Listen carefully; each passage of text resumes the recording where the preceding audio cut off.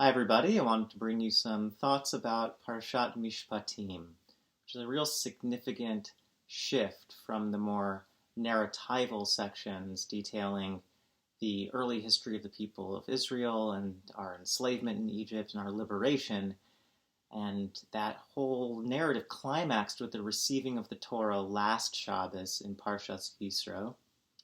But now we've moved into what it means to mature as a people, as a society, and to flesh out what it means to have a code of law, to be a nation of laws, which is our Torah.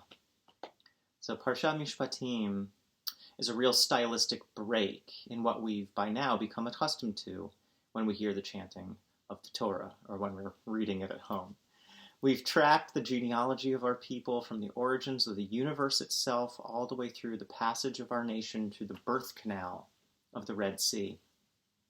Last Shabbat, we read of perhaps the most bombastic experience recorded in our Holy Torah, the revelation at Har Sinai, in which God revealed God's self for the first time in a public, though overwhelming, manner. So overwhelming that the people of Israel saw the sounds and heard the flashes of light, maybe the first example of synesthesia. And what was the result of this incredible synesthetic theophany in which God revealed God's supernal wisdom? In other religious or mythological systems, when one receives divine knowledge, one transcends the human plane. But not here.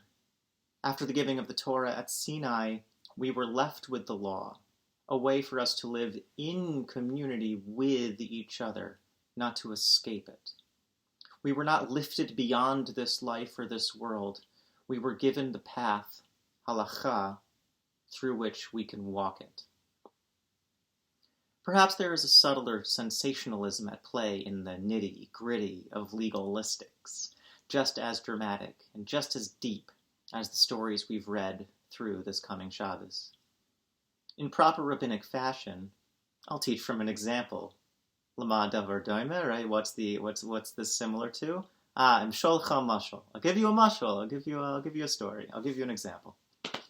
Pasuk 5 in chapter 22 of Shmos, a one-and-done law, seemingly mundane on the surface, but containing much hidden wisdom, much human wisdom within.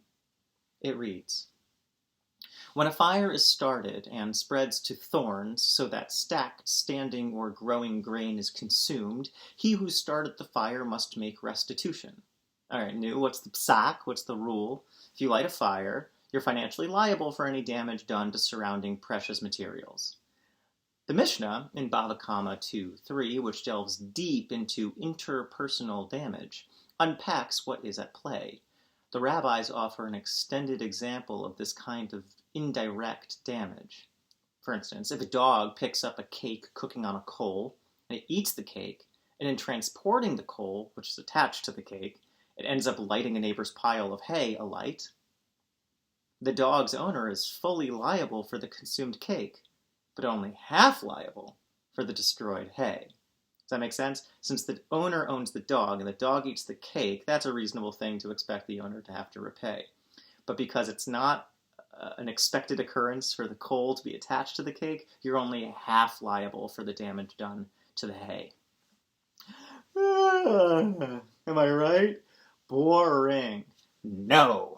This is fascinating stuff. On the surface, the rabbis are rendering a decision on how much money a dog's owner owes. Fine. But deeper than that, the rabbis are articulating what our responsibility means, what responsibility looks like, when our own needs and property bump up against our neighbors. The dog's owner is responsible for what it does.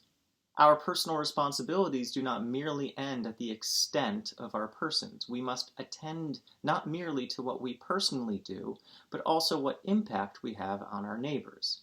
However, the rabbis caution, we must also be reasonable in terms of how far that liability extends. The hay is only paid back in half, since we cannot encourage the fantasy of complete control. There's no way that someone could have predicted or controlled for that piece of coal sticking to the cake. We need to program in an understanding of how unfortunate events occur, to curb our impulses to always look for those outside of ourselves who are at fault, or to beat our own selves up for an unpredictable or unpreventable error.